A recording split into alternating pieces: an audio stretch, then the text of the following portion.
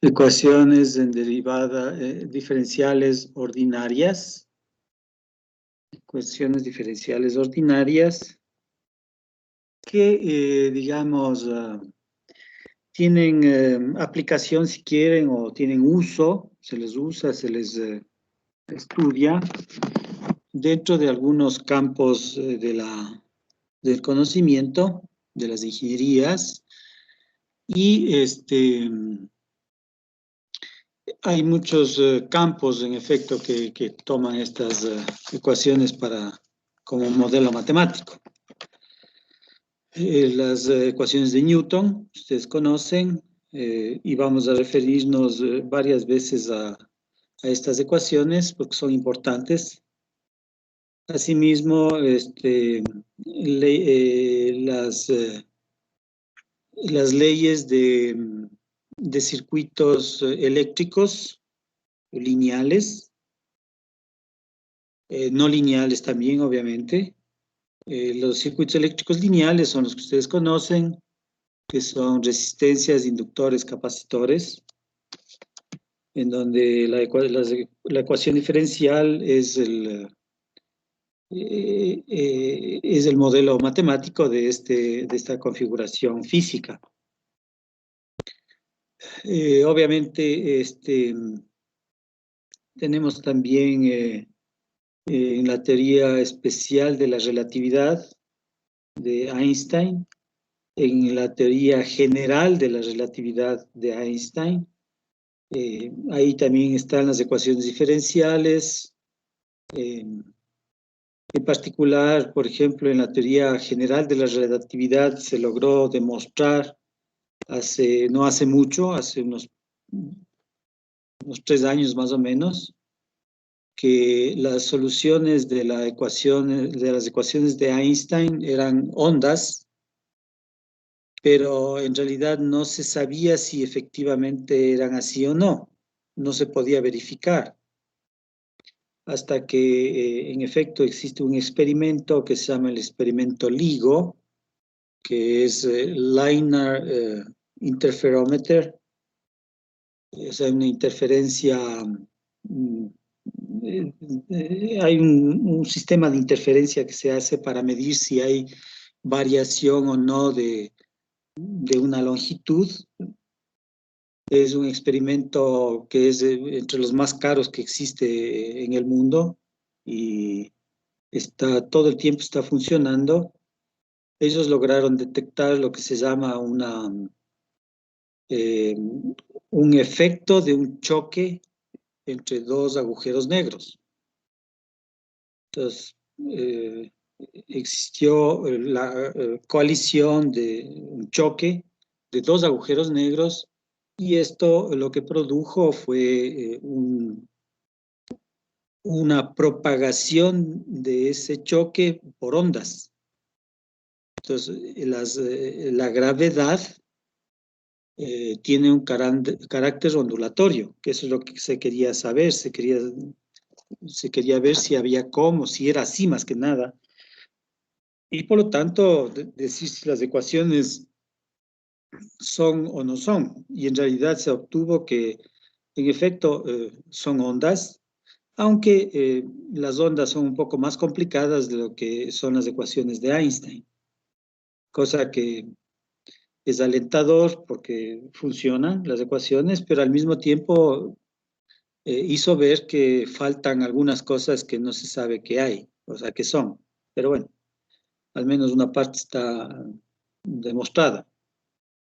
De igual forma, en la teoría cuántica, las ecuaciones diferenciales son pan cotidiano prácticamente. Todas las leyes de mecánica cuántica se expresan como ecuaciones diferenciales, ¿no? Y su forma de resolverlas más o menos tiene que ver con una parte de nuestro curso. Por lo tanto, van a tener un poco ese conocimiento que es importante porque la mecánica cuántica es una realidad, es algo que nos puede competir en cualquier momento, Lo que sí es cierto es que todo el tiempo existen esos fenómenos y son fenómenos importantes, o sea, hay que tomarlos en cuenta. Especialmente en ingeniería química, ustedes trabajan con algunos modelos con moléculas, ¿no? Y con átomos. Entonces, cuando ustedes trabajan con moléculas, puede haber un tratamiento semiclásico, pero si ya tratan con átomos, el tratamiento necesariamente tiene que ser con mecánica cuántica. Ciertos efectos que produce la mecánica cuántica son lo que nosotros medimos, son lo que nosotros observamos en los instrumentos.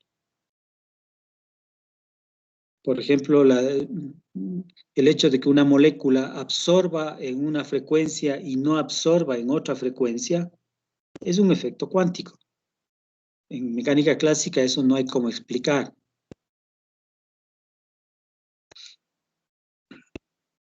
Existe también en las teorías de virus, en las teorías de bacterias, en las teorías celulares, en la bioquímica, y en efecto nosotros vamos a comenzar, luego de un momento, vamos a comenzar a tratar el problema poblacional, y en el problema poblacional, que es genérico, son ecuaciones diferenciales, como ya lo verán, y claro,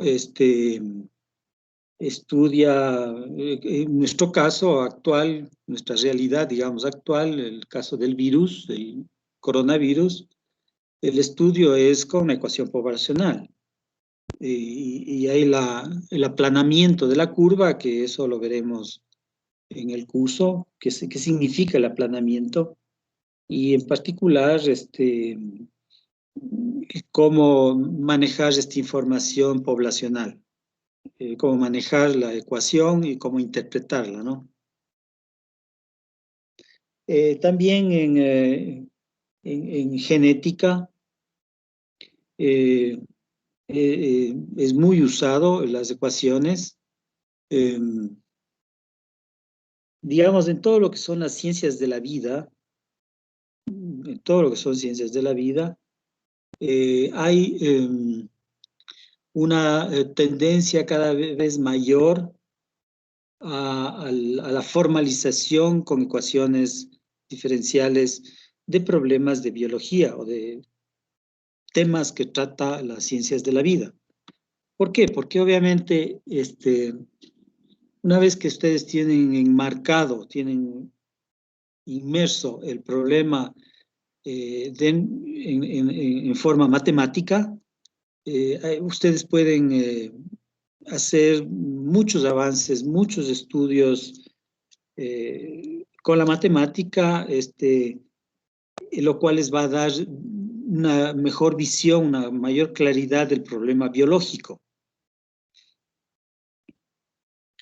En muchos aspectos, la biología y en particular la medicina, por ejemplo, la medicina en muchos aspectos es empírica en el sentido de que, visto que han habido experiencias, han habido documentación, ha habido transmisión de conocimiento verbal, bueno, escrito y todo ello, ha permitido que los actuales médicos conozcan, digamos, bien los síntomas, los cuadros en los cuales se presentan las enfermedades, las infecciones, las transmisiones y toda una serie de cosas que tiene la medicina. Y obviamente ellos han logrado tener un mecanismo digamos, de comparación entre lo que hay en otras personas, en lo que les da la literatura médica, y comparar con las información que les da el paciente. Muchas de esas son empíricas. Es más, la mayor parte son empíricas. O sea, no tienen una ley que diga. Lo que tienen son casos. Y claro, al hacer miles o millones de casos, uno dice, bueno, si hay millón de personas que tienen estos síntomas y estas evidencias, entonces yo ya sé de qué se trata. Entonces el médico ya puede comenzar a tratar al paciente en base a esa experiencia. En algunos casos se fundamentan con modelos matemáticos, en pocos casos en realidad, pero cada vez es mayor la cantidad de información eh, que se formaliza con matemática en medicina, en las ciencias de la vida en general. Eso es muy halagador y más que nada se ve que en efecto la matemática es útil, o sea, no es una materia para hacerles ver cuadritos la carrera, sino que es algo que cada vez es más potente, más evidente y por lo tanto tiene un sentido el estudiarlo. Lo mismo en geometrías, toda la teoría de geometrías euclídeas o geometrías no euclídeas. Las cosas tienen este direccionamiento hacia nuevas formas de ver el problema. Antiguamente, claro, la geometría euclídea fue la más importante y es más la única conocida. Hasta comienzos, finales, digamos, del siglo XIX, comienzos del siglo XX, la única geometría que se estudiaba y que se veía era la geometría euclídea, aunque ya comenzaron a haber evidencias de que algo más falta, ¿no? Alguna cosa rara pasaba y no sabían qué era. En particular, por ejemplo, en las cartografías, cuando hacían los mapas, hacían las medidas, la gente medía, hacía sus relaciones y todo, y cuando ponía en el papel los mapas, encontraban cosas deformes, eran unos mapas deformes. Entonces, algo se daban cuenta de que algo fallaba, algo no contaban, digamos. Entonces, un poco la cartografía comenzó a desarrollarse por su lado, pero sin tener clara la idea de dónde estaba el problema. Como digo, a finales del siglo XIX, inicios del XX, comenzaron, voilà, asimismo, bueno, algunos autores, digamos, comenzaron a darse cuenta de esto y comenzaron a tratar el problema no euclídeo, y actualmente, digamos, es toda una ciencia. Hay gente especializada, extremadamente especializada en esos temas y, y, y tienen un aporte enorme a la ciencia, ¿no? En algún momento algo comentaré de este tema.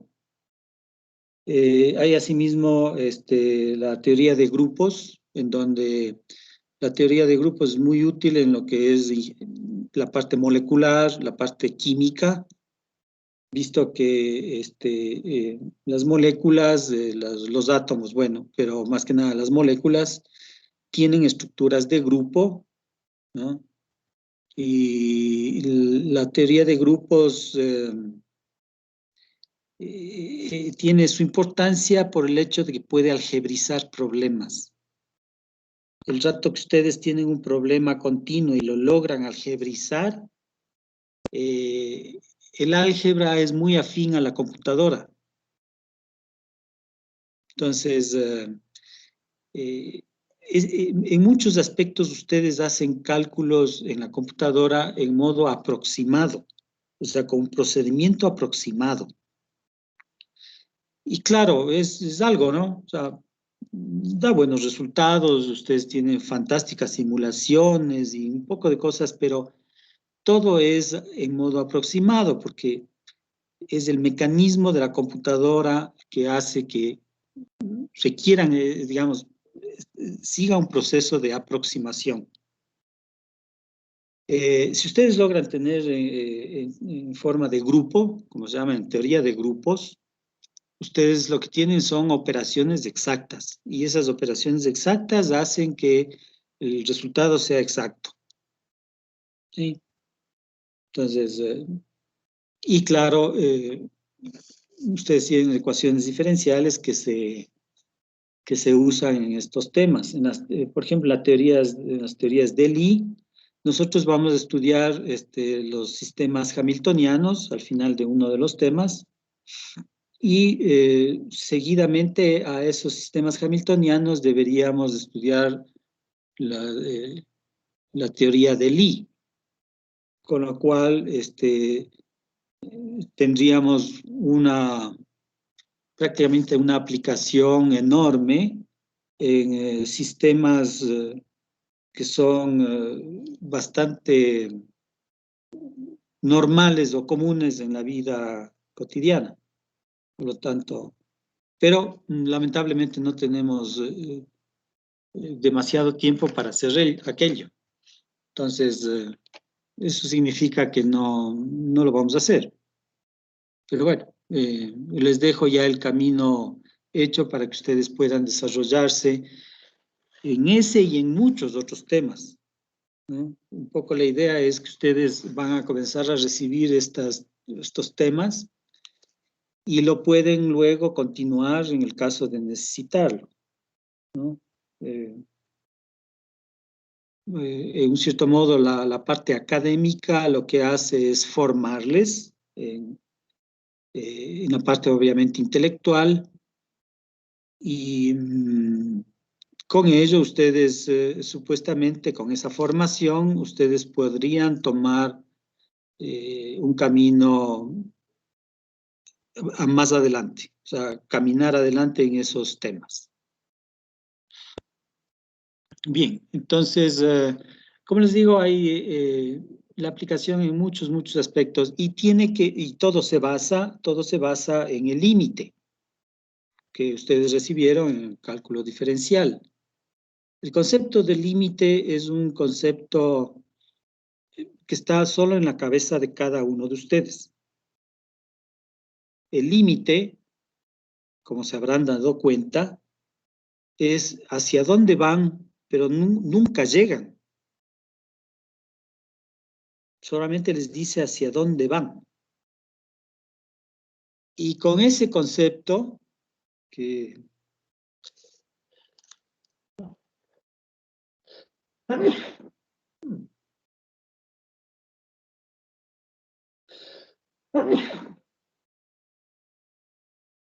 perdón, con ese concepto, digamos que es tan así como sacado de los cabellos, o sea, jalado de los cabellos,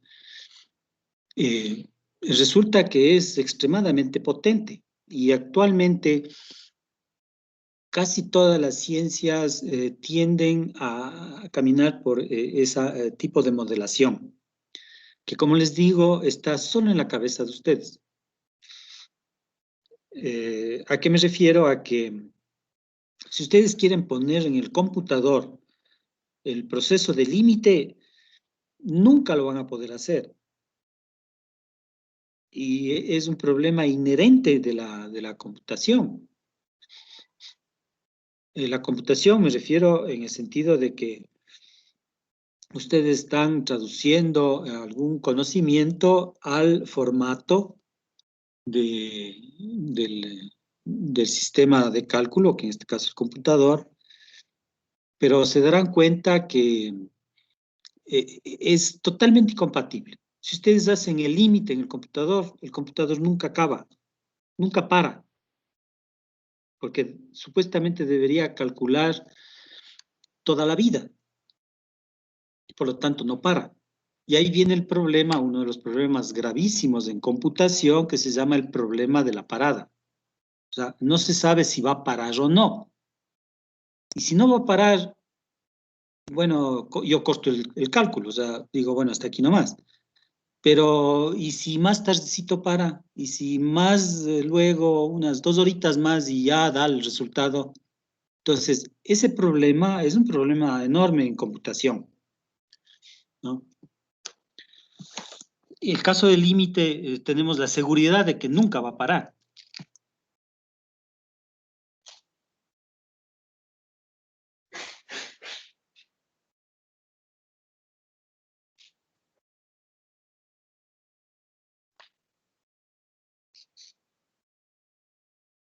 Entonces, eso nos lleva a un punto en el que, claro, el rato que nosotros queremos hacer un cálculo de una ecuación diferencial en el computador lo que necesariamente va a hacer es un proceso de aproximación, o sea, usando sus herramientas, su realidad, el computador calcula y les dice, vean, aproximadamente el resultado es este, ¿no?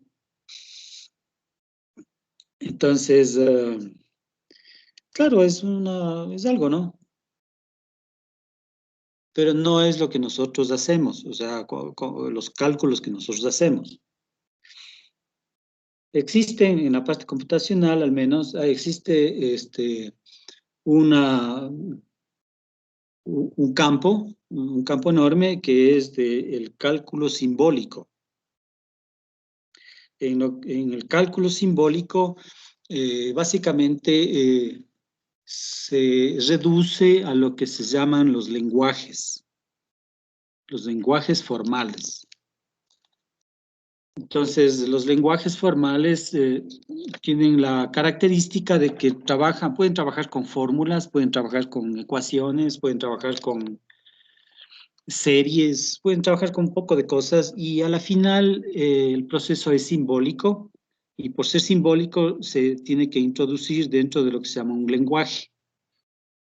Los lenguajes formales son, tienen que ver con una gramática, digamos, tienen que ver con un alfabeto, el alfabeto que ustedes pongan, con las reglas entre elementos del alfabeto y con ciertas condiciones que hay que poner en el lenguaje para que éste sea formal, ¿no? Eh, es un problema, digamos, que lo pueden tratar, pero claro, no es exactamente el tratamiento que nosotros vamos a hacer. El tratamiento que nosotros vamos a hacer es siempre usando el concepto de límite, siempre bajo este paraguas teórico que ha demostrado, y esto sí debo recalcar, ha demostrado ser efectivo y además válido, que es importante, ¿no? Y claro, van a aprender a hacer unas técnicas, a conocer las ecuaciones que dicen, cómo se les resuelve algunas y cómo interpretar resultados. Bien. Sobre esto podríamos hablar horas y horas, pero no es nuestra intención, digamos, llenar de ideas que son importantes, pero claro, deben tener una estructura dentro del curso.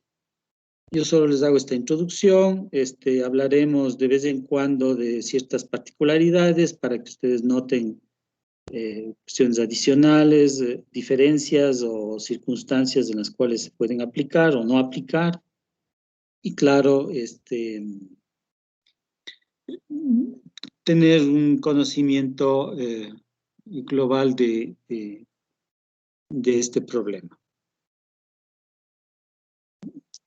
Ahora, nosotros vamos a comenzar, solo para que comiencen a ver qué son, por ejemplo, la ecuación de enfriamiento de Newton, ¿no?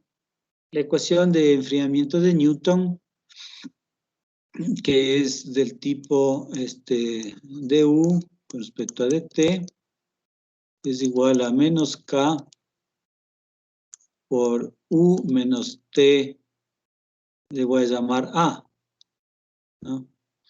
Donde, ¿qué tenemos aquí escrito? Esta es una ecuación, tiene una igualdad, tiene miembro izquierdo y miembro derecho, y tiene uno de los términos, tiene una derivada.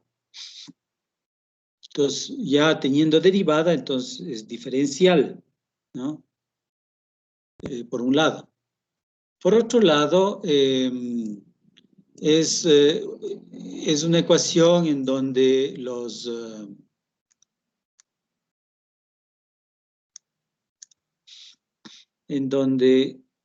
las potencias a las que están elevadas, sean las derivadas o la variable no derivada, en este caso la variable es u, ¿no? Están elevadas a la potencia 1, ¿sí? En ese caso nosotros decimos que es una ecuación lineal. Entonces, una ecuación diferencial ordinaria lineal. Ahora, el hecho de que se llame ecuación diferencial ordinaria es con el afán de separar de lo que es las ecuaciones en derivadas parciales, que son de otro tipo, son más, digamos, más generales seguramente, y más complicadas también de resolver.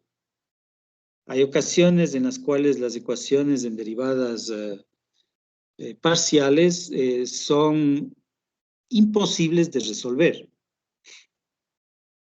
Un ejemplo de ello son las ecuaciones de Maxwell en modo general. Esas ecuaciones son imposibles de resolver en modo general. Tienen que siempre especificar un caso particular, y al especificar un caso particular comienzan a eliminar términos. Y ahí se puede resolver. Si no, es muy complicado. Otro ejemplo importante, en el caso de las ecuaciones de Maxwell, que son las ecuaciones del electromagnetismo, casi todo es conocido. O sea, el campo electromagnético es bastante usado tecnológicamente, en muchos aspectos, es usado, inclusive el Estado tiene potestad en cuestiones de radiofrecuencias, para asignar radiofrecuencias, y resulta que pueden ustedes tener soluciones casi completas, ¿no? Aunque complicadas, pero completas. En cambio, en el caso, por ejemplo, hay unas ecuaciones que se llaman las ecuaciones de Navier-Stokes, que son ecuaciones de fluidos. En ella, por ejemplo, hay un premio de $1 millón para el que obtenga soluciones, se llaman soluciones débiles. Eso significa que son soluciones más generales, ¿no? Para quienes obtengan una generalización de las soluciones, uno puede ganarse $1 millón. Y es un problema que todavía está, o sea, está latente, ¿no? Nadie ha ganado, nadie ha hecho eso, nadie ha logrado.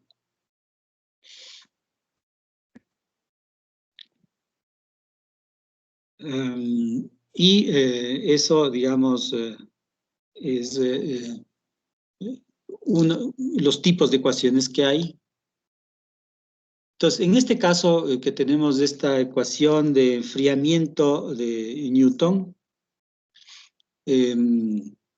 lo que tenemos es es lo siguiente. Es una ecuación lineal, ya he indicado por qué, y cada vez que encontremos alguna cosa adicional voy a ir aumentando, ¿no? Y voy a ir especificando para que ustedes se vayan dando cuenta poco a poco. Esta es la solución. La solución de esta ecuación es la función u. Es una función del tiempo. Obviamente, si ustedes le derivan a la u con respecto al tiempo, es porque tiene que ser función del tiempo. Si no, sería cero la derivada. Entonces, la solución de esta ecuación es la función u, que eso es lo que nosotros tenemos que hallar, ¿sí? Además, una cosa importante que hay que añadir aquí es que esto en realidad va como esquema. Aquí hay un esquema y este esquema tiene que ver con lo que es la condición inicial. Entonces, decimos que U en el tiempo cero va a ser igual a un número, ¿no? Por el momento a ese número le voy a llamar U sub 0, ¿no? Es un número. Entonces, lo que me dice acá es que en el lado izquierdo me dice que la función evaluada en el tiempo cero es igual a este número. ¿Qué es la condición? Esto se llama la condición inicial, ¿no? Entonces, todo esto es el esquema con el que vamos a trabajar. Nosotros vamos a trabajar con condiciones iniciales prácticamente hasta el final. En el final, nosotros haremos la solución, como les había indicado, de la ecuación de calor y la ecuación de onda, en donde entran otro tipo de condiciones que no son iniciales. Se llaman condiciones de contorno, condiciones de borde, son lo mismo, ¿no? Todas son el mismo nombre, condiciones de contorno, condiciones de borde, condiciones en los extremos, también les llaman, y es otro tipo de condiciones, ¿no? No son, no son iniciales. Entonces, todo nuestro curso básicamente va a girar en torno a este tipo de esquema, en donde, claro, vamos a tener diferentes tipos de ecuaciones con sus correspondientes condiciones iniciales y vamos a ver en qué casos se utilizan, cómo se modelan y cómo se resuelven. Entonces, en este caso en particular, lo que nosotros tenemos es U, donde U es la temperatura, ¿no? Entonces, U, digamos, está digamos, en grados centígrados, pongámosle, ¿ya? Para facilidad. Y claro que queremos saber cuál es la forma de esa función en el tiempo. Entonces, para ello, básicamente nosotros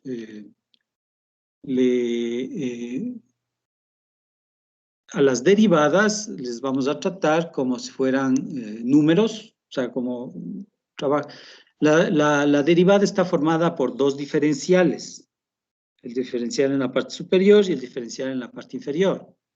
Y por lo tanto, nuestra ecuación, le voy a hacer más chiquito esto, nuestra ecuación, yo la puedo poner en este modo. Tengo du sobre u menos t. La TA es la temperatura ambiente, ¿sí? Entonces, esto tiene relación se pone en relación a la temperatura ambiente, ¿no? Entonces, un cuerpo que tiene una temperatura y a la final tiende hacia esa temperatura ambiente, ¿no? Entonces, como ven, en el lado derecho dividido, el lado derecho para U sobre TA, y en el lado izquierdo también divido, ¿no? En el lado derecho multiplico por dt y en el lado izquierdo también multiplico por dt, con lo cual me queda menos k dt. ¿Ok? En este modo yo lo que he hecho es separar variables. Es importante esto porque es un poco la idea de que si se logra separar variables, la cuestión se hace bastante más sencilla, ¿no? Si no se logran separar variables, se hace cuesta arriba, se hace realmente un problema. Bien, en este caso nosotros podemos hacer esto en esta ecuación lineal y lo que tenemos es que resolver obviamente para la variable u, con lo cual en el lado izquierdo integro, en el lado derecho integro, ¿sí? Y al integrar tengo el logaritmo natural de u menos ta es igual a menos kt. Y, digamos, las constantes de integración, si la integral es indefinida, las constantes en el lado izquierdo y las constantes en el lado derecho se agrupan, se hace una sola, que le voy a llamar C. ¿Ok? Pero, atentos, la ecuación diferencial de u sobre dt igual a menos k por u menos t sub a, la solución es u. Entonces yo tengo que aquí encontrar u, o más bien dicho, tengo que despejar u. ¿Sí? ¿Y eso qué significa? Significa que exponencio el lado izquierdo, exponencio el lado derecho. ¿Sí? Entonces aquí voy a tener el exponencial del logaritmo y aquí voy a tener el exponencial de este miembro. Con lo cual me queda u menos ta, que es igual a e a la menos kt más c. ¿Ok? Y por lo tanto, perdón, este más c está mal. Pues, este es más c, pero acá. Más c, ¿no? Pues claro, esto es igual a e a la menos kt por e a la c. Por lo tanto, la solución u de t, que es igual a t ambiente, más e a la menos kt por e a la c. Entonces, esta constante de integración que aparecía resulta ser este factor aquí. Y esto lo encuentro, este número, yo lo encuentro con las condiciones iniciales. Por lo tanto, usando, voy a ponerlo más abajo.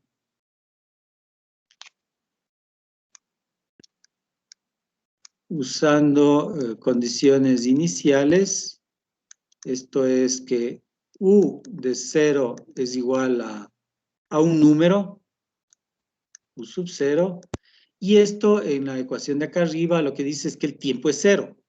Entonces, si el tiempo es 0, esto me va a dar la temperatura ambiente más e a la 0, que es 1 por e a la c. Y por lo tanto, e a la c es igual a u sub 0 menos temperatura ambiente. ¿Eh? Y por lo tanto, la solución con esa condición inicial es le voy a escribir, después hago otras cosas más, si quieren, TA más E a la menos KT por U sub 0 menos TA.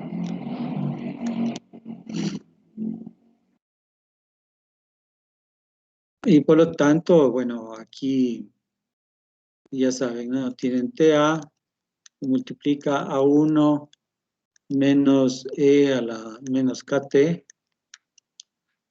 más E a la menos KT por U sub 0.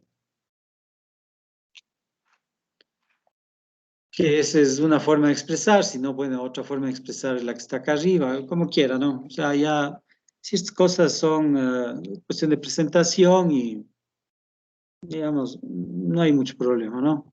Lo importante es que tenemos una relación, o sea, tenemos, pues, digo, tenemos una función que tiene esta particularidad.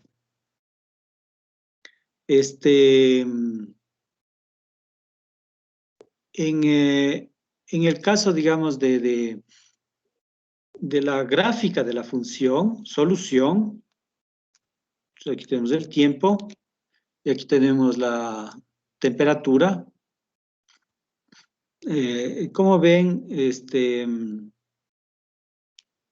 esta es una función U que básicamente al pasar del tiempo lo que hace es decrecer en este término, ¿sí? Entonces, ustedes van a tener básicamente un tipo de solución que es así, ¿sí? Es con una asíntota perdón, la asíntota es en T con A, ¿no? Este es T con A, este es el eje del tiempo, aquí está el 0, ¿sí? Entonces, el T con A es una asíntota. Y claro, cuando pasa el tiempo, esta tiende a la temperatura ambiente. Entonces se va enfriando, o sea, de una temperatura mayor, que es U, porque U está en grados centígrados, ¿no?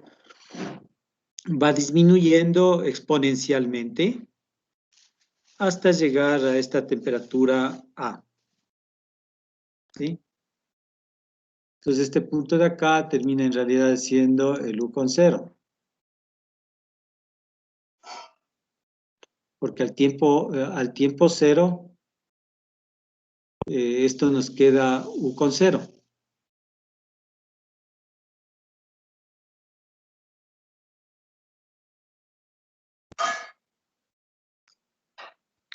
Ya, ahora, si nosotros no usamos la condición inicial, es decir, si nos quedamos a este nivel, estamos tomando en cuenta que es una función en el tiempo, pero cuyo coeficiente e a la c no está definido. ¿Y qué me produce esto? Esto lo que me produce como solución,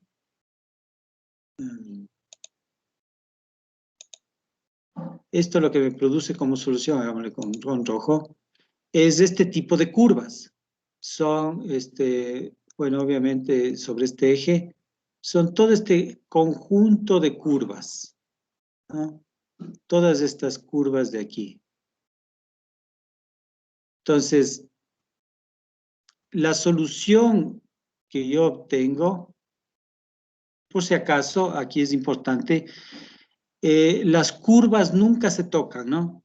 O sea, las soluciones de la ecuación nunca se rozan, nunca se tocan. Esta es una tendencia a la asíntota, donde nunca se tocan ni ninguna de las curvas, en ningún momento, ni tampoco llegan a tocar la asíntota. O sea, por decir algo, el cuerpo se enfría y al enfriarse va tendiendo a tener la temperatura ambiente. Y en realidad nunca llega a tener la temperatura ambiente, porque la temperatura ambiente es una asíntota. Esto es la familia de soluciones, en donde todas son soluciones.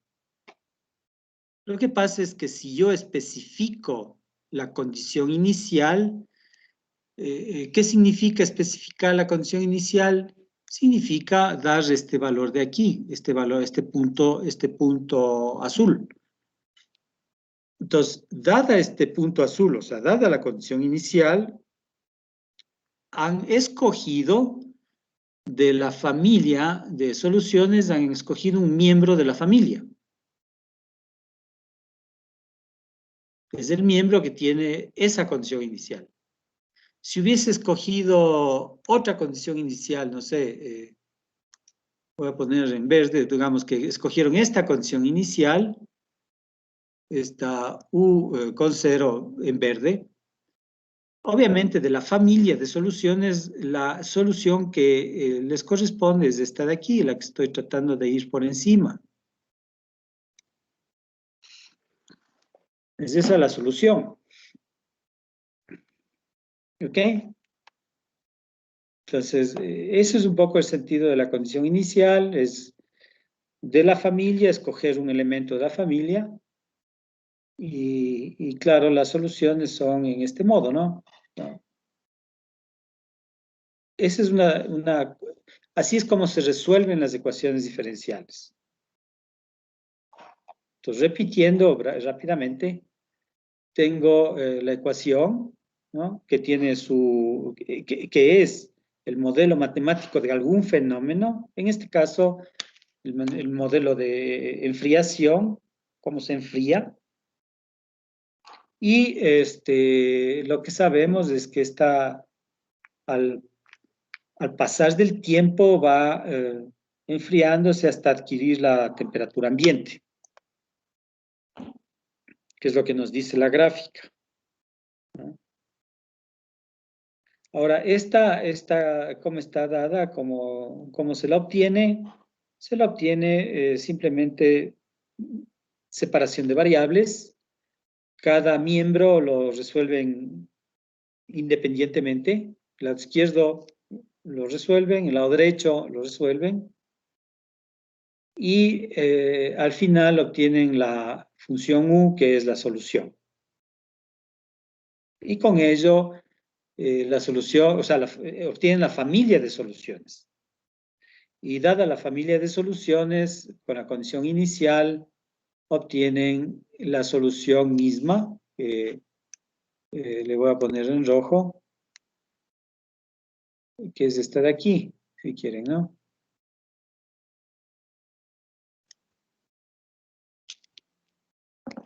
Y con esa condición inicial, ya tienen la solución requerida. No sé si hay alguna pregunta hasta aquí.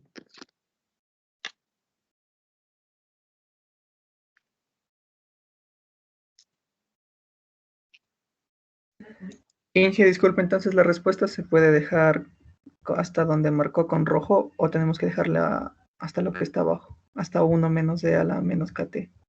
Cualquiera de las dos. Digamos, sí, no, bueno, yo no, verán, yo no me preocupo mucho de ciertos, de ciertas presentaciones, digamos. Ustedes proceden en modo normal. La idea es que ustedes puedan ir poco a poco resolviendo paso a paso, eso es importante. Tienen que todos los detalles ponerlos todos los detalles tienen que poner en el papel. Y por lo tanto, ustedes deben escribir todo. Ahora, si dejarle a este nivel donde está en el recuadro rojo o más adelante, para mí es lo mismo. O sea, no me hace mucha diferencia, digamos. Por si acaso yo califico todo, ¿no? Si me preguntan por el formato de presentación de las pruebas, de los exámenes y todo eso, yo ya les anticipo que califico todo. Y más que nada califico cuando no hay procedimiento. Si en una parte ustedes se saltan, un proceso normal de razonamiento y de todo, si ustedes se saltan, a mí me entran dudas. Y cuando me entran dudas, yo me pongo mal genio y comienzo a tachar, comienzo a preguntar, ¿y cómo así? ¿Y cómo así? ¿Y cómo así? Y eso lo único que hace es bajar la nota. O sea, el momento que yo comienzo a encontrar errores, comienzo a señalarlos. Y si falta procedimiento, con mayor razón se bajan los puntos. O sea, no se preocupen en los formatos de presentación, de que quizás le pongo en este modo y no en este otro modo. No, de eso no se preocupen mucho. Lo que sí tienen que tener es todo el procedimiento, o sea, todos los pasos deben realizar. Si no realizan todos los pasos, ahí van a tener problemas. Y ahora que, ya que estamos aquí, este rato, por ejemplo, estamos 83 compañeros en el aula. Y yo no puedo perder el tiempo viendo si hizo, no hizo o cómo hizo. Si está escrito, va bien. Si no está escrito, les cae el hachazo, les cae la baja, el descenso de nota, y por lo tanto, yo no puedo perder mucho tiempo en cada uno. Lo que sí les garantizo es que les reviso todo, eso sí. Entonces, ustedes vayan pensando, ¿no? Si fuesen un curso de 10 personas o de 15 personas, ahí podríamos discutir, les digo, a ver por qué hicieron esto, cómo así. Entonces yo me voy dando cuenta en el discurso cómo es que ustedes lo realizan. Y obviamente ahí me doy cuenta si saben o no. Pero eso no se va a poder hacer con 83 en este curso, y creo que en realidad están más, o con... y yo tengo el otro paralelo que tiene más, inclusive. Entonces, tengan presente o póngase en el pantalón del profesor en lo que son las calificaciones. Aprovecho ya que me pregunta el compañero respecto a en qué formato se debe poner la prueba o los exámenes. Ese es el formato, esa es la forma, ¿no? Si estas cosas, digamos, si ustedes tienen libertad de proceder, siempre y cuando procedan con argumentos lógicos. Así es la matemática. En la matemática ustedes pueden proceder en un montón de formas, en un montón de modos. En algunos casos es infinito el número de maneras de proceder, pero todas deben tener un proceso lógico. Si no hay ese proceso lógico, ahí viene el problema.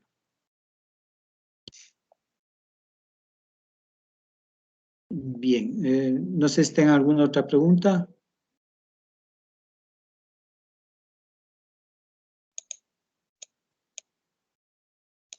Bueno. Sí, Sí. solo era para... Lo que pasa es que ya hay algunos chicos que todavía no están agregados en el Teams y querían saber si es que les iba a poder agregar antes de la clase que viene. Por favor. A ver, ¿usted quién es? Soy Belén Osorio. Ya, ¿usted es la representante? Sí, sí, Doc. Ya. Entonces hágame un favor. Mándeme, puede ser por el chat aquí mismo o por correo, los nombres de los compañeros que quieren ser incluidos Ya, para poderles incluir. ya, Doc, ya le mando. Yo prácticamente descargué el archivo lista, eh, creo que una noche antes de comenzar el curso. Entonces, se supone que era lo más actual posible. Ahora, si hay compañeros adicionales, bueno, no hay problema. Mándeme la lista para incluirles. Ya.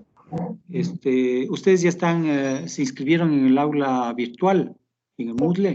No, eso también, Doc. No nos sirve todavía el Moodle. Nos había dicho que iba a servir miércoles de noche, pero todavía no está sirviendo. Pero yo ya les arreglé, creo.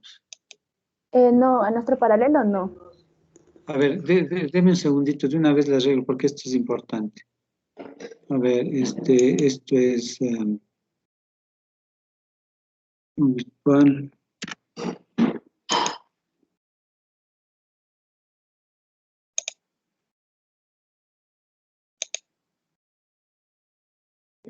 Este es el paralelo 2, ¿no es cierto? Sí, Doc. Paralelo 2.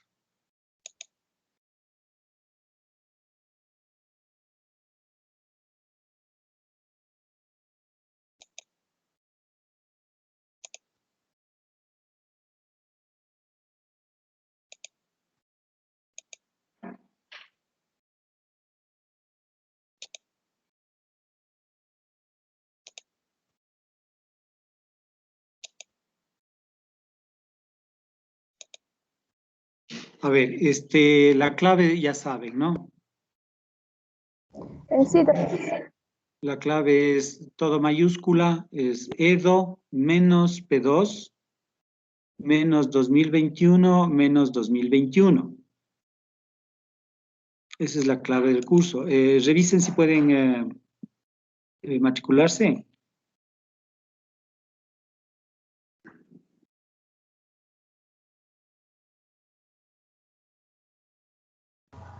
Inge, puede repetir la clave.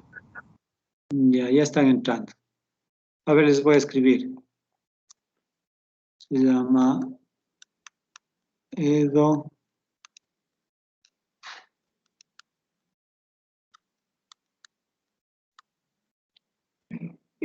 menos P2 menos 2021 menos 2021.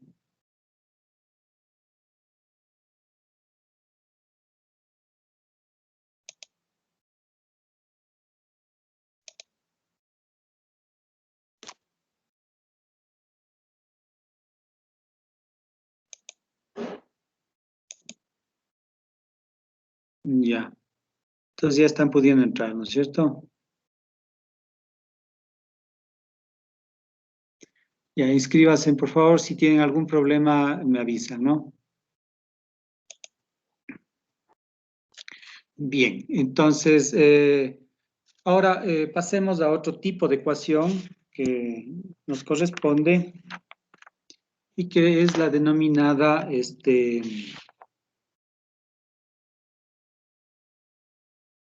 ecuación logística.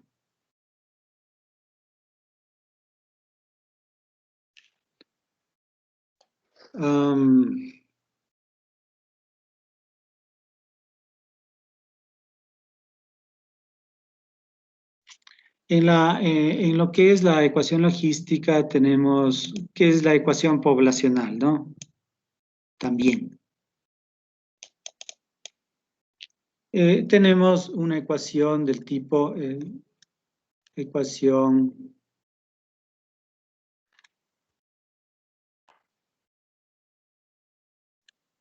logística. Vamos a comenzar con esta ecuación, que es la derivada de una P, que es una función P en el tiempo, que va a ser igual a una F de P, ¿sí? En donde el miembro izquierdo es una derivada y por lo tanto es una ecuación diferencial, y el miembro derecho es una función en P, genérica, ¿sí? En particular, nosotros vamos a tener el caso de obviamente esto va en un esquema, ¿no? Y el esquema es con la condición inicial, P en 0 igual a cualquier valor, ¿no? P sub 0, que es un número. Entonces, vamos a ver un caso particular de esta F de P.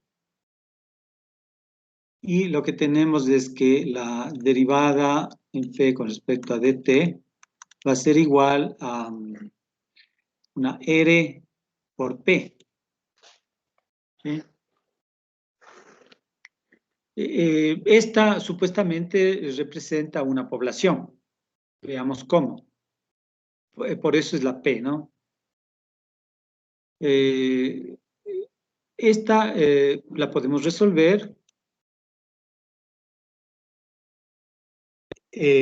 como antes. Nos queda dp sobre p, que es igual a r de t, separación de variables. Y por lo tanto, aquí tengo el logaritmo natural de p, que es igual a rt más c, con lo cual, exponenciando el lado izquierdo y el lado derecho, me queda p, que es igual a e a la rt más c.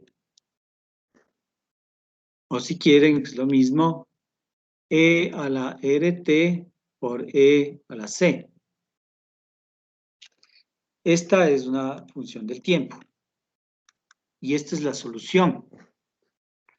Esta solución es una familia de soluciones, visto que la condición inicial todavía no la reemplazo. Entonces yo puedo variar en las condiciones iniciales y lo que obtendría es este tipo de soluciones. ¿Sí? Todas estas curvas son soluciones, son similares, ¿no? Lo único que se modifican es en un factor, que es el que tenemos aquí, el e a la c. Entonces, este es el tiempo y esta es la función p. El gráfico funcional, en efecto, lo que me dice es que ustedes tienen una familia de soluciones y el momento que reemplazan la condición inicial, por lo tanto, dicen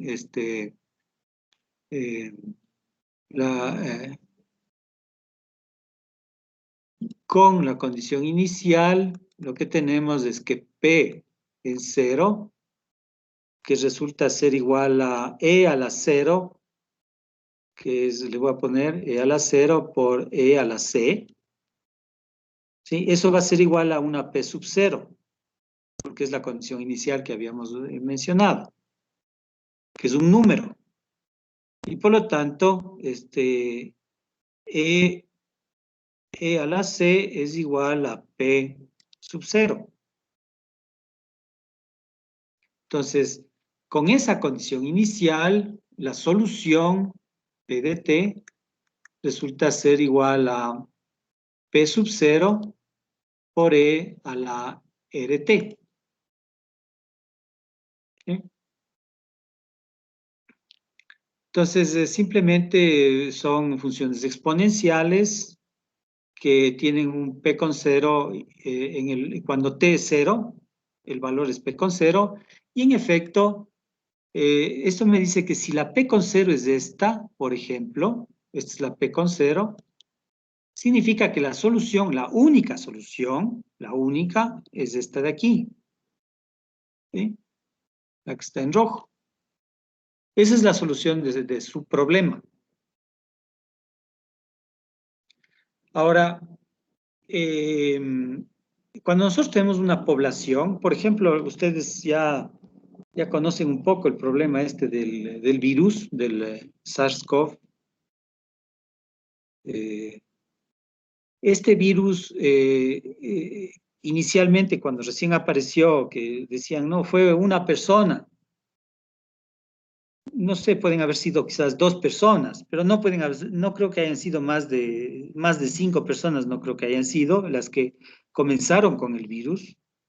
Y ustedes se dan cuenta qué barbaridad sucedió con el hecho de que solo 5 personas estaban con ese virus. La población mundial son más de 7.000 millones de personas. Y parece que prácticamente todos están relacionados con este virus, o sea, en algún modo nos afecta, digamos. El crecimiento es espectacular. Y eso es lo que pasó, o sea, creció exponencialmente. Y en poquísimo tiempo, ¿no? Entonces uno dice, sí, este modelo es bien interesante porque en realidad se ve que modela el problema.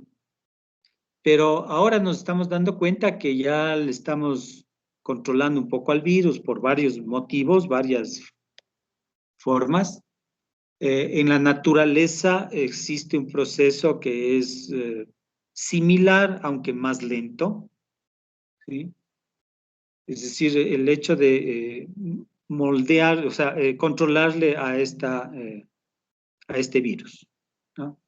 Ahora, si nosotros usamos este modelo matemático que es la ecuación diferencial, si nosotros usamos esta ecuación diferencial para modelar este problema, inicialmente está bien, inicialmente más o menos sigue y puede ser un método bastante bueno de predecir un futuro cercano, qué es lo que va a pasar. Pero cuando pasa mucho el tiempo, comienza la ley a no ser válida, comienza a alejarse de los resultados reales. Entonces, a pesar de que hemos resuelto este problema, el problema poblacional, no significa que porque resolvimos ya es esa la solución, es esa la realidad, digamos, o más bien dicho, el modelo es correcto. Vemos que el modelo no es correcto porque la población no crece así. Entonces, lo que hacemos es a este modelo matemático le vamos a modificar un poco. Entonces, en vez de ser RP, el miembro derecho, estoy hablando de esta FDP, ¿no? Esta FDP ya no es solamente RP, sino que es otra forma. Entonces, dP sobre dt, que va a ser igual a R por P, que multiplica a 1 menos P sobre K.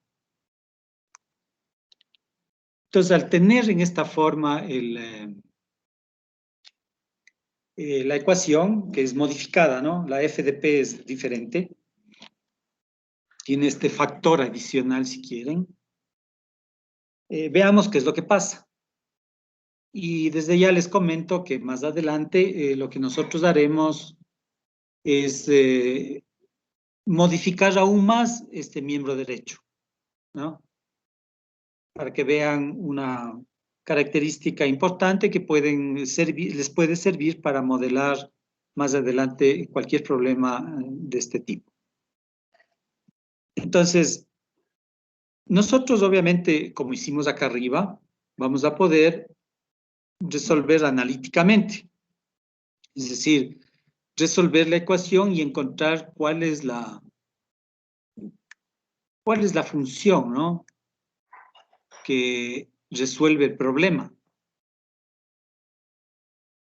Nosotros lo vamos a hacer esto, pero esto no lo vamos a hacer quizás hoy día, no sé, me parece que no. Vamos, la próxima clase lo vamos a hacer, pero vamos a más bien a tomar otro camino que es muy importante y es el siguiente. Ustedes,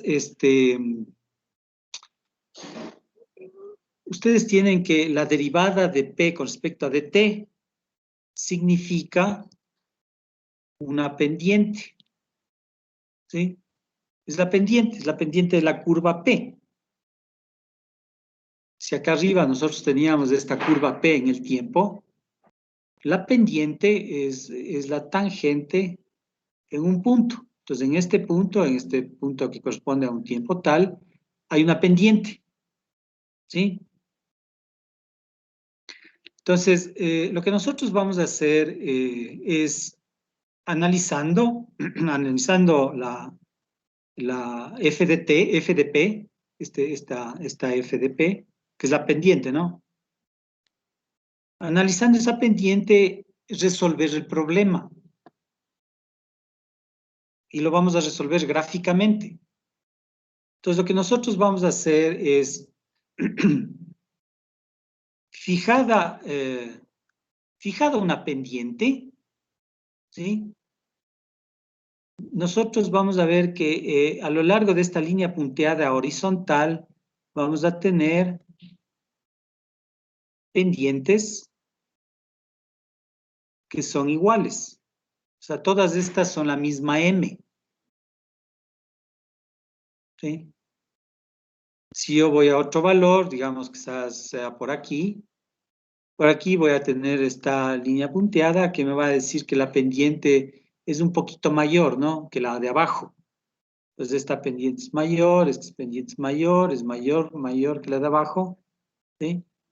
Y claro, conforme voy pasando, digamos, conforme me voy yendo para arriba,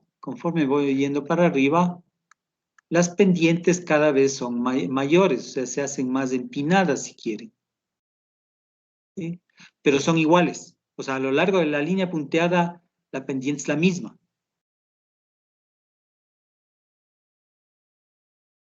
Eso es lo que vamos a hacer acá abajo. Entonces, si nosotros graficamos, esta es la F, esto de aquí, como decíamos, es la F de P, ¿no? Si nosotros graficamos la F de P en función de P, ¿sí? ¿Qué es lo que tenemos?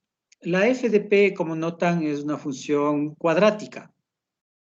Aquí tenemos P por 1 y P por P. Entonces, P por P es P cuadrado negativo, y por lo tanto tenemos una parábola que se abre hacia abajo, ¿sí? Y que tiene estos valores, estas raíces, ¿no? Tenemos estas dos raíces. Y las raíces son cuando P vale 0, en efecto, en este punto tenemos que F de P es igual a 0. O sea, ¿cuánto vale P? Pongámoslo así, P es igual a 0, con P igual a 0. Y acá, F de algo es igual a 0. ¿Cuál es ese algo? ¿Cuándo F de P es 0? Cuando P vale K. ¿Sí? Cuando P vale K, tienen K sobre K, que es 1, 1 menos 1 es 0, ¿no? Y por lo tanto, la pendiente vale 0. Entonces, en esta línea de aquí, punteada, ¿sí? En esta línea punteada, tenemos la pendiente 0, que le voy a poner quizás con azul. Entonces, aquí las pendientes son 0. ¿Sí? Perdón, vaya pues, disculpas, no. Digamos sí y no. Esperemos un ratito. A ver, yo lo que voy a hacer es, en base al diagrama que está aquí arriba, en base a este diagrama de aquí, yo lo que voy a hacer es graficar la P en función de T. ¿Sí? Entonces, tenemos que cuando el F de P, como habíamos dicho, es igual a la pendiente, ¿no? Es igual a la pendiente M. Entonces, la pendiente M es en el gráfico PT, en función del tiempo. Entonces, cuando la población es 0, cuando la población, noten aquí, ¿no? La población es 0, tenemos esta línea de aquí, que es una curva, digamos, una línea que nos dice que la pendiente es 0. Entonces aquí, en este sitio, tenemos pendientes nulas, ¿no?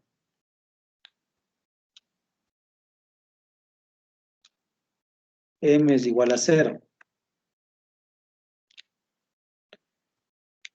El momento que ustedes van un poco más hacia la derecha, déjenme borrar esto porque en realidad esto estaba mal porque no es aquí el problema.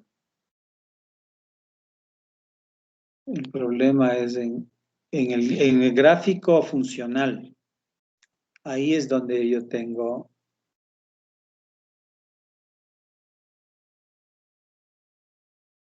Ya, en el gráfico funcional P en función de T, tenemos que para la población 0, la pendiente 0. Aquí arriba notarán que tenemos una pendiente máxima, ¿sí? O sea, de 0, la pendiente, va aumentando la pendiente, aumenta, hasta llegar a un máximo. Y luego, pasado el máximo, comenzamos a reducir la pendiente hasta pendiente 0, nuevamente. Entonces ya tenemos una pendiente 0. Vamos a poner una pendiente un poco mayor, que resulta ser a lo largo de esta línea. La pendiente acá es, digámosle, algo así. No es 0, ¿no? Tiene un valor, pero es el mismo valor. ¿Sí? Para esta población de aquí, para esta P1, digamos, para esta P1, tenemos esta pendiente M1, que corresponde a esta M1, que es diferente de 0. Luego, yendo más a la derecha, en el diagrama pendiente en función de P, tenemos este otro valor de aquí, que le voy a llamar esta P2, simplemente, que corresponde al máximo, ¿no? Entonces, este es el máximo, que es una M2.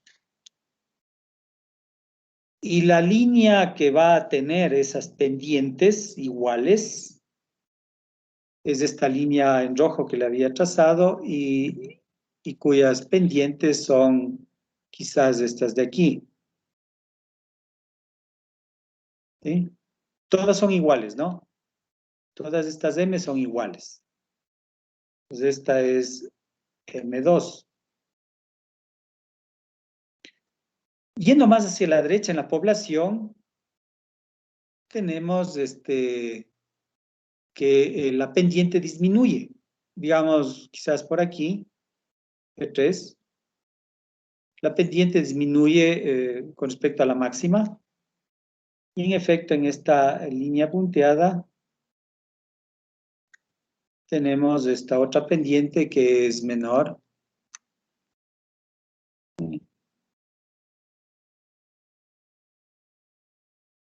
Es menor, ¿no?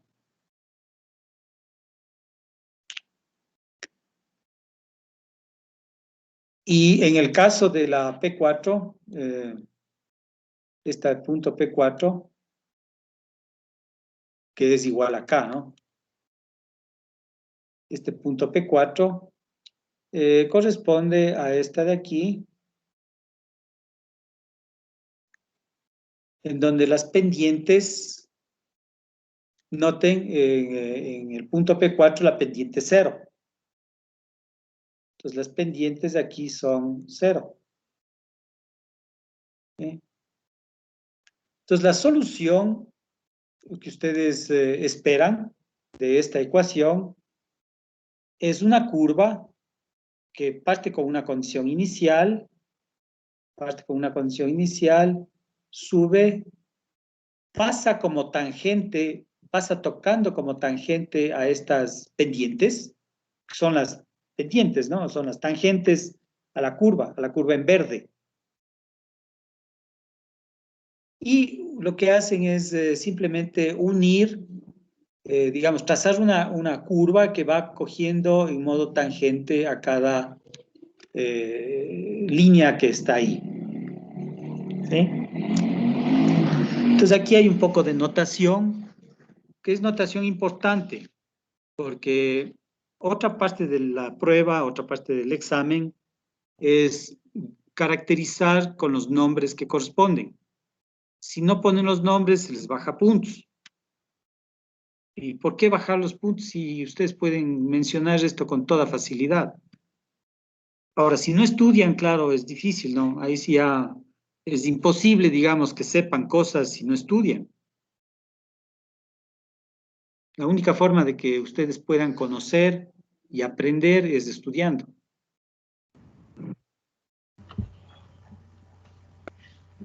Aló, doctor, ¿me escucha? Sí, sí, sí, dígame. Con respecto a esto de la ecuación logística, nosotros teniendo como que el punto inicial, ¿no es cierto?, que nos estaba determinando y basado en estas funciones y en lo que nos acaba de dar, hace rato nos dijo que siempre hay una única solución, pero en la parte más arriba nos indicó que hay unas líneas que describen, en la parte justo ahí, estas líneas describen el mismo, o sea, es el mismo trazado, pero hay una única solución, ¿verdad? Pero Sí, nos pues, a dijo, ver, sí, sí, sí, así nada más. sí, Sí, pero nos dijo que estas líneas, o sea, esta ecuación como tal, nos, nos da un enfoque de cómo puede ser el crecimiento poblacional, pero puede ser un poco diferente dentro de la realidad. Entonces podríamos estar hablando de que ya sería como que o sea, podríamos utilizar esta ecuación diferencial para marcar una probabilidad de cómo pueden suceder las cosas. Bueno, como probabilidad no. Esa palabra es un poco, tiene su contexto. Pero lo que usted pretende decir, y es correcto, es que usted modela con esta ecuación de aquí arriba y dice, a ver, veamos, yo obtengo las soluciones, obtengo las curvas, la familia de soluciones, y de esa familia de soluciones, en particular habíamos dicho, cojo una solución que satisface esta condición inicial P con 0, y por lo tanto de la familia, lo que he escogido es esta curva fea, pero es curva, que es la solución. Esa es la solución. De la familia escoge una sola curva, con la condición inicial. Ahora, el problema es que si usted va y verifica en la población si sigue este comportamiento, se va a dar cuenta que no es así. Inicialmente sí, o sea, en los primeros tiempos, por decirlo así, en los tiempos que van desde el 0 hasta por aquí, más o menos, ¿no? Hasta por aquí, en algo esta parte inicial le da el comportamiento de su población. Entonces usted está contento, ¿no? Pero si pasa el tiempo ya se da cuenta que ya no sirve. O sea, esa solución no le sirve. Entonces, lo que hay que hacer es modificar la ecuación para que tenga un sentido, ¿no? Para que el resultado tenga un sentido. ¿Sí? Ya, Doc, y una pregunta, ¿en qué punto exacto, en qué punto exacto es donde yo sé que debo alterar la ecuación? Porque claro, usted me comenta que desde un principio puede funcionar la ecuación para describir este crecimiento, pero entonces tendría que hacer yo un seguimiento de cuando ya comienza a alejarse de la realidad para yo poder alterar la ecuación. Sí, así es. Así es. O sea, la matemática en muchas ocasiones no es tan exacta como uno esperaría. ¿A qué me refiero? A que, claro, uno dice, a ver, esta matemática me dice que la población debería comportarse en este modo y su población real se comporta muy parecido en un inicio y después no. Entonces, lo que me llega a la conclusión es que el modelo que yo he usado funciona en algo, pero no es exactamente lo que necesito. Y en realidad uno desecha esta primera solución o primera aproximación, si se quiere, y uno lo que trata es de estudiar más bien esta segunda opción. Ya les voy a dar otra tercera opción para que vean, pero básicamente ese es un poco el modelaje. Así se modelan matemáticamente las cosas. Se comienza a probar con una cosa, digamos, con una ecuación, se prueba con otra ecuación, se prueba, y el momento que una tiene una cosa bastante parecida, entonces dice, bueno, ya por aquí ya vamos, ¿no? La realidad en general es extremadamente complicada de modelar o de ser modelada. En muchos aspectos, en muchos casos, lo que uno hace es tener cosas muy aproximadas, ¿sí? Ahora, ese es un escenario. Otro escenario, en cambio, es el tener una ecuación que uno dice, yo la realidad no la conozco muy bien, pero yo sé que las soluciones de esa ecuación son las que me van a guiar para entender el problema. Entonces, uno sin saber nada del problema, comienza a aprender del problema analizando las soluciones de esa ecuación. Un caso típico que ustedes en algunos casos habrán estudiado es la solución de la ecuación de onda. La ecuación de onda es una ecuación un poco complicada, ya la vamos a ver al final del curso, pero en realidad ustedes no aprenden a resolver la ecuación de onda. Ustedes lo que aprenden es a usar las ondas, a hacer ejercicios con ondas. Y claro, comienzan a hacer el seno de A más B, el coseno de A más B, las identidades trigonométricas, comienzan a hacer interferencias entre ondas, interferencias constructivas, interferencias destructivas, y comienzan a hacerse expertos, en un cierto modo, en ondas, sin saber resolver la ecuación. O sea, el dominar un problema no significa que necesariamente sepan resolver la ecuación. Ahora, claro, por completitud, para tener claro todo el panorama, sí es conveniente que ustedes, dada la ecuación, sepan resolver o sepan cuál es el procedimiento para seguir, si en el caso necesitan resolver, e interpretar las soluciones. En la interpretación es donde normalmente se hacen los trabajos en colegio, en ciertos niveles de universidad también, se hace el análisis solamente de la solución y no del modelo matemático. Uno de los objetivos de este curso es que ustedes entiendan que sí es conveniente aprender a resolver las ecuaciones para que en el caso de cambiar de problema, la ecuación sigue siendo la misma, pero el problema es diferente. Entonces ahí tienen ustedes mucho mayor capacidad, digamos, de resolver un problema diferente que no han visto antes, que no han conocido, pero que sí lo pueden resolver. En cambio, en el otro caso, ustedes tienen las soluciones y claro, para las soluciones van a casos muy particulares, aprenden a usar esos casos particulares, en muchos casos lo hacen muy bien, pero el momento que cambian el problema, ya no saben qué hacer. Entonces, para eso está el modelo matemático.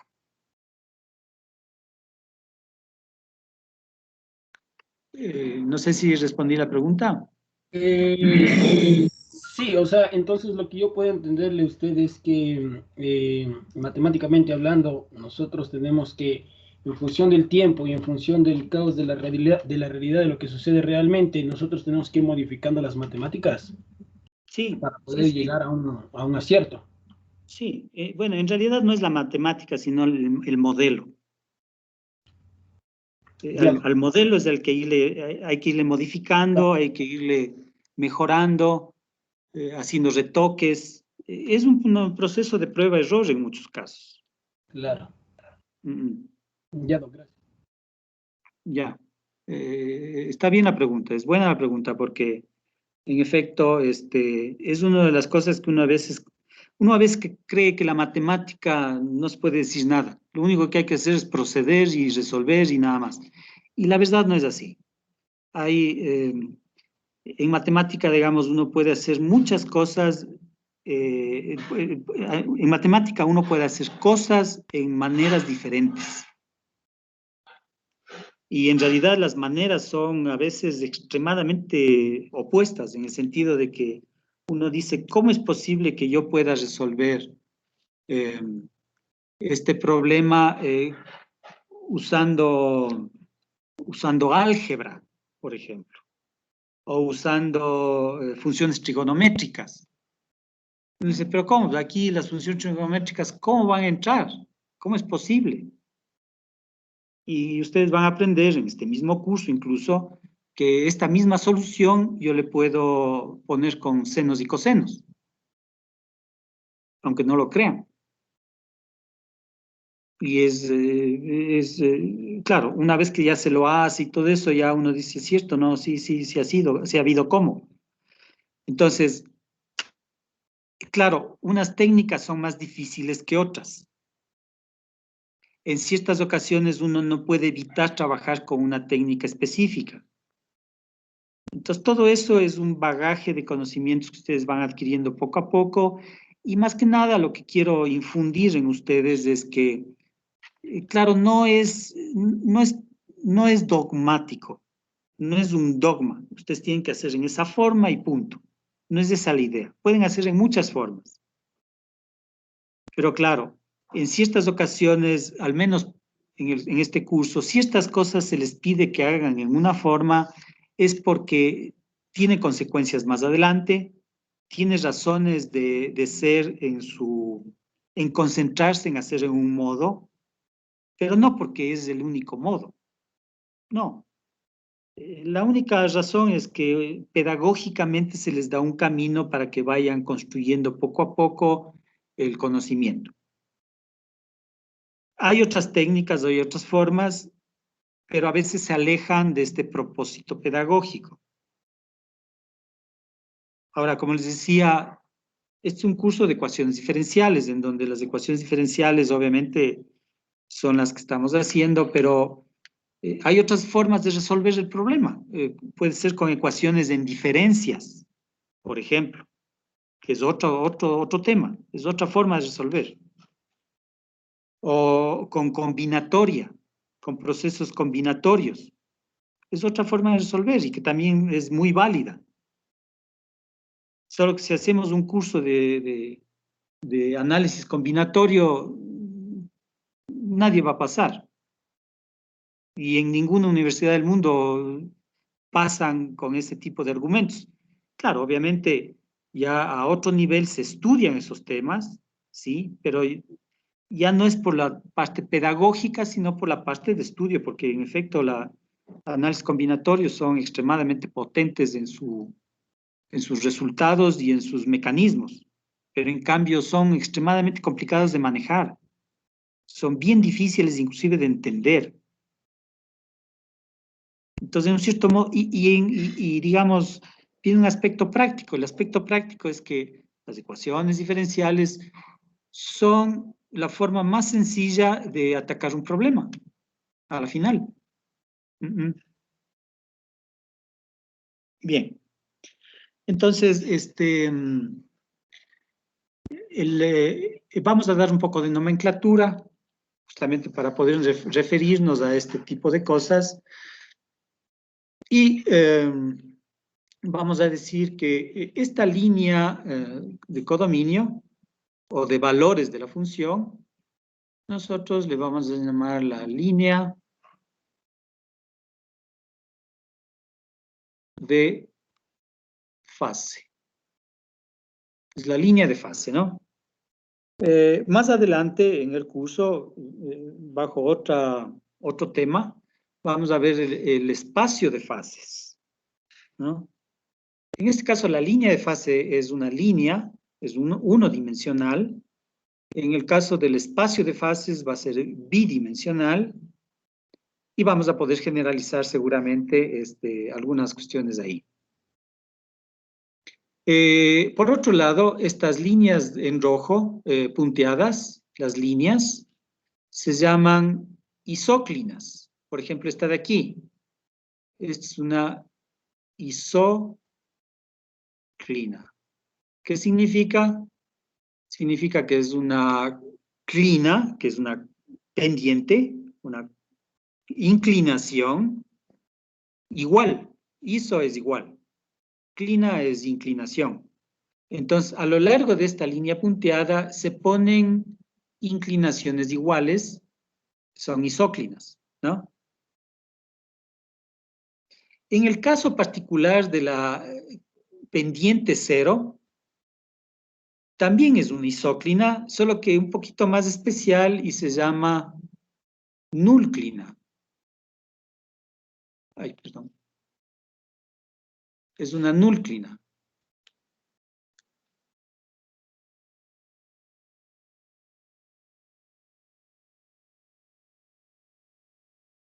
Es una isóclina, pero con pendiente cero. Entonces tenemos una nulclina arriba y una nulclina aquí abajo, en esta parte inferior. ¿Sí? Las nulclinas en la línea de fases definen puntos importantes que son los llamados puntos críticos. Este punto y este otro punto es un punto crítico. Estos dos son puntos críticos,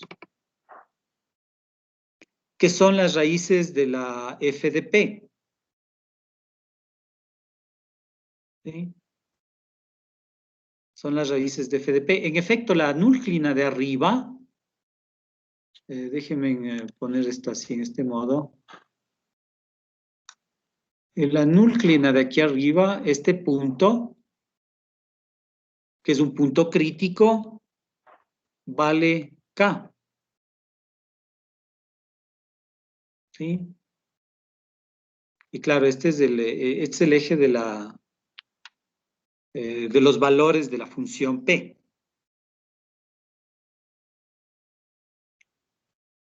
Y eso básicamente. Entonces, este diagrama que estamos mencionando aquí abajo es un diagrama de pendientes, ¿sí? Y este diagrama de pendientes les permite encontrar la solución gráfica del problema.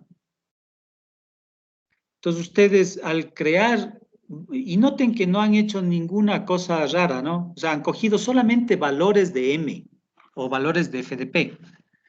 Han cogido esos valores y con esos valores han graficado sustancialmente en el diagrama funcional, en la gráfica funcional, y luego lo que han hecho es unir, digamos, a mano, si quieren. Pueden ser con programa, ¿no? Ya les voy a dar un programa para esto. Y básicamente ustedes lo que hacen es unir, bien, ¿no? O sea, esto está mal, pero bueno. O sea, unir en modo tal que las curvas, digamos, las pendientes en azul sean tangentes a la curva en los puntos, en todos los puntos, digamos, sobre la curva. ¿Sí? Entonces esta vez me salió mal, pero bueno, por ejemplo, esta de acá, que viene por acá, así, sube, tangente, tangente, y se hace para acá, ¿no? Entonces, ustedes pueden resolver el problema sin hacer nada de matemática, solamente dando valores al f de p. Y claro, los valores tienen que ver con los valores que pueden obtener, ¿no? O sea, dicen, para esta P1 tengo la M1. Entonces, en P1, como habíamos dicho, pongo el valor de M1, que es esa pendiente, y esa es la pendiente, ¿sí? Esto ustedes lo pueden hacer, ustedes pueden descargar un programa que se llama The Field 6, Y es un programa para el ambiente MATLAB. Es un programa .m, ¿no? Estos se descargan de la Universidad de Rice. Buscan en internet, ahí encuentran fácilmente. Hay la versión 6, la versión 7 y la versión 8. Con que se descarguen estas 6 es suficiente. Las otras son para mayores versiones de MATLAB y tienen alguna cosa más. No me interesa mucho, digamos, no es que vamos a trabajar con estos programas, no. Solamente les doy de referencia para que ustedes, lo que ustedes hacen es, se descargan este programa en el computador. Es bien pequeño, ¿no? Es bien chiquito este programa. Tiene 200, 300K de tamaño. Es menos de 1 mega. Se descargan este programa y de una vez, ya que ahí mismo, en el mismo sitio, hay otro programa que se llama Plane 6, asimismo .m. También hay las versiones 7 y 8, ¿no?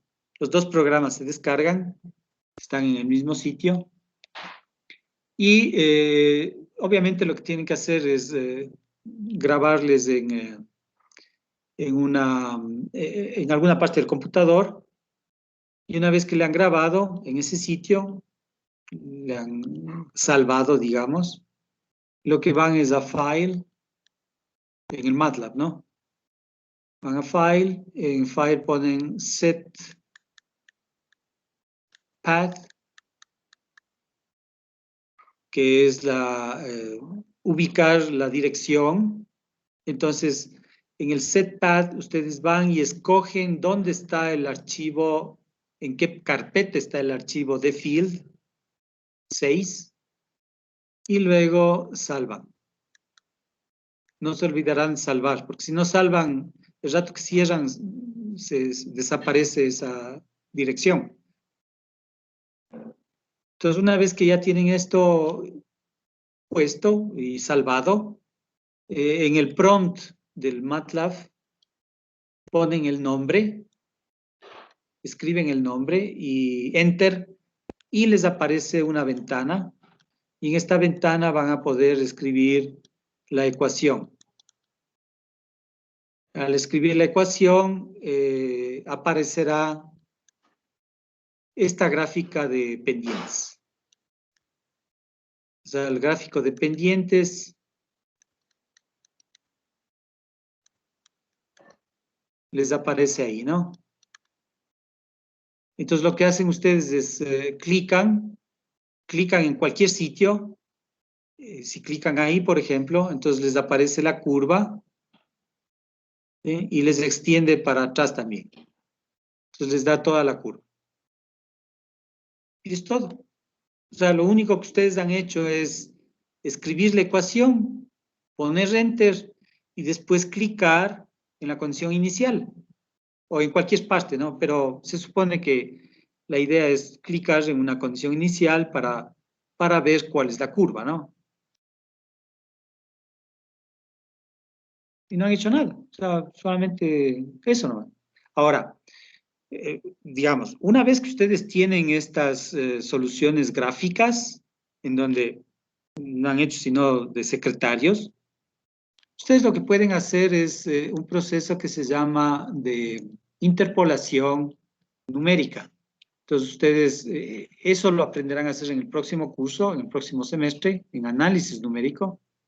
Entonces ustedes pueden coger, por ejemplo, en esta curva, cogen los datos de este punto, de este punto, de este punto, de este punto, por ejemplo. Cogen esos 4 puntos. Le ponen la interpolación, que normalmente es la interpolación de Lagrange. Eso lo aprenderán, como les digo, el próximo semestre. Y con esa interpolación de Lagrange lo que tienen es un polinomio. En este caso, siendo 4 puntos, tienen un polinomio de quinto grado. Y ese polinomio de quinto grado, más o menos interpola entre los puntos. La cosa interesante es que ustedes tienen una población en función del tiempo, porque obviamente este es el tiempo y esta es la población, tienen un polinomio, no sé, voy a llamarle A5,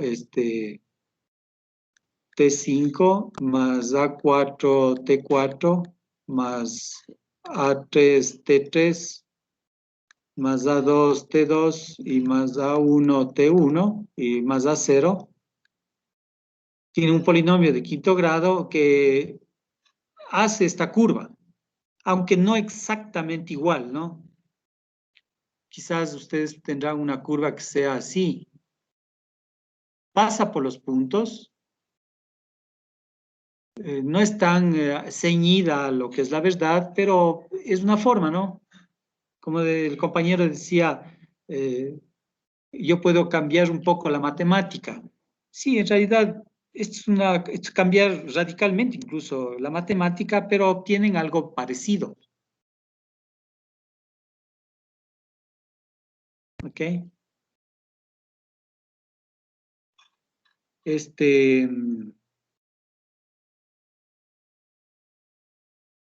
No sé, a ver, eso por otro lado, algo más les quería decir. Doc, perdón.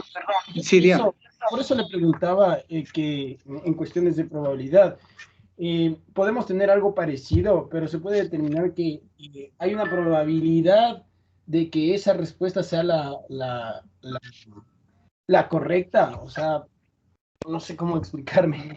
Bueno, verá, lo que pasa es que el rato que usted usa el término probabilidad, probabilidad es algo muy específico, muy definido. Lo que usted eh, pretende decir, obviamente, es que si hay la posibilidad de que sean muy similares y por lo tanto yo pueda usar una forma en vez de otra. El rato que usted habla de probabilidad, usted necesariamente habla de un conjunto de datos que siguen la gaussiana. Es la gaussiana la ley que maneja. Y eso significa que usted va a tener un montón de datos. O sea, un montón en el sentido de que para ciertos experimentos se requiere un número mínimo de datos para que sea un resultado probabilístico, tenga un sentido de probabilidad. La probabilidad de la que usted me está tratando de mencionar podría ser en el hecho de que usted prueba con un montón de formas diferentes y alguna de ellas le da, pero como formas, o sea, esta sería una, la solución analítica podría ser otra, a pesar de que la analítica le da la solución exacta, pero podría ser una de referencia, en ese caso está en este punto de la probabilidad, o sea, en el punto más alto. Y claro, usted puede hacer un poco de otras pruebas con otros métodos y obtener probablemente con este es el mejor, o sea, probablemente con el 2 es el mejor, o probablemente con el 1 es mejor. Entonces estoy usando mal el término Sí, doc. Eso nomás, sí, gracias. pero sí le entiendo cuál es Sí, el entonces, punto. claro, yo hablaba entonces de una posibilidad, de una posibilidad porcentual, se podría decir también así. Sí, sí, sí. Ya, gracias, doc. Sí, pero sí, y eso se hace muy frecuente en matemática. O sea, en matemática hay mucho de prueba-error, hay mucho. Lo que ustedes hacen en sus estudios, en sus análisis, es bastante cercano a lo que todo el mundo hace. O sea, todo el mundo trabaja así. Lo que pasa es que cuando ya se va teniendo más y más experiencia en un tema, ya no está buscando otros caminos. Ya uno va directo a esa forma, a ese método, porque así como funciona, es la forma mejor. Pero la matemática tiene mucho de este proceso de prueba-error. Mucho, mucho, mucho. Así que es cierto que nosotros los profesores no les permitimos que hagan prueba-error porque varios factores, ¿no? son factores que tienen que dar una prueba, o sea, tienen que escribir en un papel algo que sea evidenciable, cosa que es lamentable, pero así son las reglas, porque ustedes podrían dar, por ejemplo, un examen oral, en donde la parte de evidencia es un poco más complicada, pero, digamos, podría ser mucho mejor. Para muchos el examen oral es mejor. En los estatutos de la universidad y en las leyes, el examen oral no es muy apreciado, no es muy considerado, y lo que se prefiere es el examen escrito, porque está escrito, es una evidencia, es algo que se puede recalificar y se puede considerar como una forma de volver a medir el problema, volver a medir al estudiante. Pero bueno, esto es un poco la idea en general, ¿no?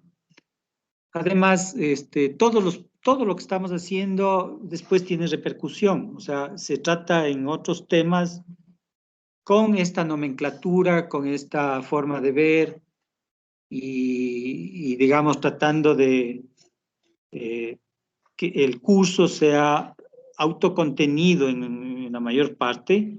Claro que no puede ser tan autocontenido, ¿no? Ustedes tienen que saber derivar, ustedes tienen que saber integrar, y eso no, yo no les puedo dar clases de eso porque no es parte de este curso.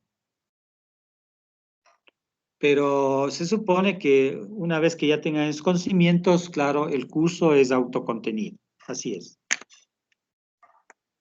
Y claro, se les da formas, y la metodología que vamos a usar tiene que ver con esta parte de prueba-error, aunque no lo crea, porque ya el momento que usted necesita aplicar, va a probar una cosa, no le funciona, va a probar otra cosa, no le funciona, pero funciona mejor, y va acercándose hasta que encuentra. Aquí en el curso vamos a hacer directamente el camino hacia la solución, pero a la larga, en la vida profesional, ustedes van a tener que usar el problema o el proceso de prueba-error.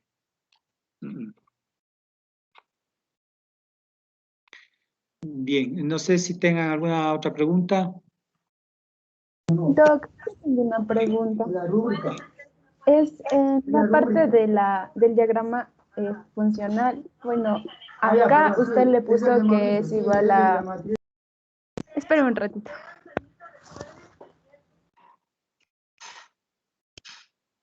Ya, bueno, justo puso que cuando P toma el valor de K va a ser igual a 0, pero no sé por qué en la parte del diagrama funcional le pone acá arriba, o sea, la línea de la pendiente le pone arriba si la pendiente no es igual a 0, no tendría que estar abajito en la parte de la línea del eje. A ver, el M o el f de P, más bien dicho, el f de P tiene dos raíces, como se ve aquí en la parábola, ¿no? Las dos raíces son, el uno es en 0 y el otro es en K. O sea, las pendientes son 0, la pendiente es 0 en los dos puntos, ¿no? Cuando P vale 0 y cuando P vale K. ¿Sí? ¿Por qué es cuando vale K? Porque obviamente si usted a esta P le hace valer K, entonces queda K sobre K, que es 1. 1 menos 1 es 0. Entonces la f de P es 0. ¿Sí? Y lo mismo cuando P es 0. Cuando P es 0, en cambio, esta P es 0, multiplicado por lo que sea, es 0. Entonces f de P también es 0 ahí, tiene dos raíces. Ahora, esas raíces se llaman puntos críticos. En el caso de abajo, claro, la pendiente es 0, ¿sí? Y en el caso de arriba, cuando P vale K, la pendiente es 0. Entonces, las soluciones, por si acaso atenta, ¿no? Esta solución de aquí, a ver, esta pendiente 0 me da una solución que es esta verde horizontal, ¿sí le ve? Esa es una solución también. Acá abajo también es una solución, esta es una solución 0, que tiene como tangentes las pendientes 0. Ahora, si yo tengo esta curva que estoy trazando en este momento, por decir que sea una solución, esta solución nunca va a rozar ni a tocar las otras soluciones. Por lo tanto, la línea que está arriba, que es horizontal y que es solución, nunca le va a cruzar otra línea que está en esta ventana, digamos, en este rango. Nunca le va a cruzar, nunca le va a tocar. Entonces, todas las soluciones se acercan asintóticamente a ese valor, a esa curva, a esa solución.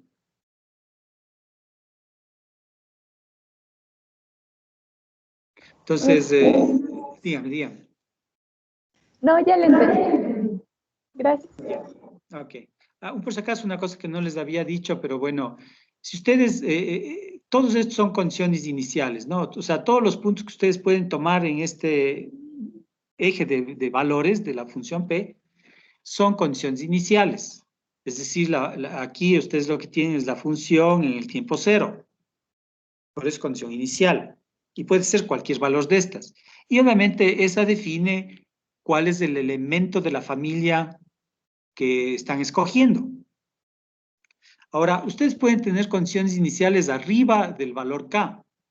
Si ustedes tienen una condición inicial en este punto de aquí arriba, la solución, también existe solución, la solución es esta de aquí. O sea, decrece la población. ¿Qué significa? Que si ustedes tienen un crecimiento de conejos que tiene una capacidad de 1000 conejos, donde K es 1000, y ustedes le ponen 1200 conejos, entonces lo que va a suceder es que de los 1200 conejos van a desaparecer o morir o lo que sea, 200 conejos, y a la larga va a establecerse que se quedan solo 1000. Porque el K, eso les dice. Ya vamos a ver la próxima clase la interpretación de K y la interpretación de R.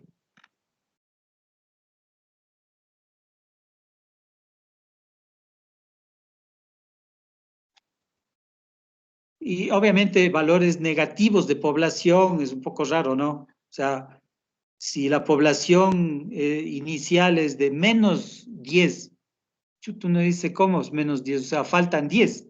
No hay nada y faltan. O sea, es medio rara la interpretación, pero matemáticamente las soluciones son de este tipo. Así, que no tienen sentido, ¿no? Pero o sea, matemáticamente da esas soluciones. Eso veremos un poco más en detalle nuevamente en la próxima clase. No sé si tengan alguna otra pregunta. De Sí. la parte de las pendientes, es que no le entendí cómo le ponen la segunda gráfica. Creo que lo estoy viendo de otro lado, porque en la P2 este sería el punto máximo, y si estamos trazando una pendiente, en el vértice sería la pendiente horizontal. ¿Y por qué abajo no le ponemos esa? No entiendo ahí. ¿Me puede explicar eso, por favor? Mira, verá, más bien hagamos una cosa. En la próxima clase hágame acuerdo. Dígame que vuelva a explicar, entonces ahí les vuelvo a explicar un poco y así, digamos, quedamos claros en eso. No hay problema, pero hágame acuerdo, ¿no? Ya, gracias. Ok. ¿Alguna otra pregunta? Bueno, si tienen alguna otra pregunta, no hay problema, pero háganme en la próxima clase, pero al inicio, porque normalmente yo me olvido de las cosas, es normal, y me olvido que me han hecho la pregunta en la clase pasada. Entonces, al inicio me dicen, vea, profe, explíqueme un poco esta cosa, ya, yo arranco y explico, ¿ok? Sí, Doc. Ok. Bueno, entonces, nos vemos la próxima clase, ¿no? Gracias, Doc. Gracias, señoritas. Gracias, señores. Una buena tarde. Gracias, Doc. Gracias, Doc.